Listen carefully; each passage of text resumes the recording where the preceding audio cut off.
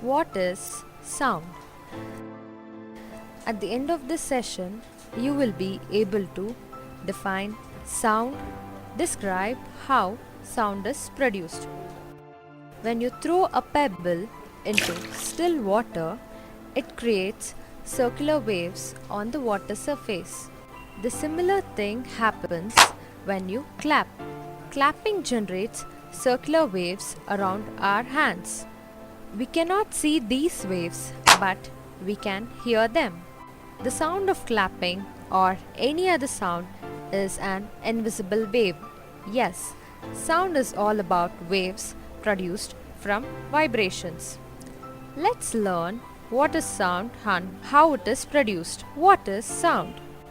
Sound can be defined as a form of energy that moves through material. Sound is produced on vibration of an object. Just like clapping, when you pluck a stretched rubber band or play a speaker or musical instruments or hit a glass, a tuning fork or a metal rod, these objects vibrate. All these objects are the sources of sound. The vibrations of a source make the surrounding air to vibrate.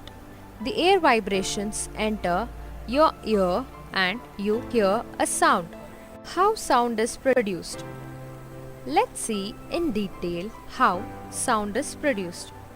Any object that vibrates can produce a sound. When you hit a metal rod, it moves back and forth.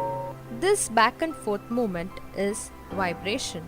When the rod moves forward, it pushes the air molecules next to it and passes energy to them. This starts a chain reaction of collisions of air molecules on one another. The air molecules that received energy put pressure on the neighboring air molecules, compress them, and also transfer the energy they received from the source. This creates the region of compression in the air column. When the rod comes back to its original position, the pressure on the air molecules is reduced and the air molecules get decompressed. This creates the region of decompression called as rarefaction. Thus, the vibration of the rod makes the air molecules move back and forth or vibrate, creating the regions of compression and rarefaction in the air column. Generally, these regions are shown by curves. The region of compression is shown by an upward curve called a crest, and a rarefaction is shown by the downward curve called trough. A crest and a trough together form a complete wave. A chain of compressed and decompressed molecules or sound waves reaches our ears, processed by brain, and we recognize the sound. Thus, sound waves travels from the source to our ear through air. The air acts as a medium to carry the sound waves. Sound can travel through medium like solid, liquid, and gas. In fact, there must be a medium for sound waves to reach ears or other receptors. In vacuum, lack of air or any other medium makes it impossible for us to hear any sound.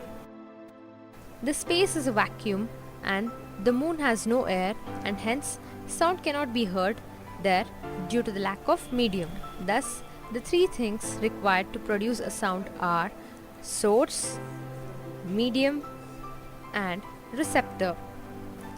To summarize the learning about sound, we can say that sound is a form of energy generated as a wave on vibration of an object.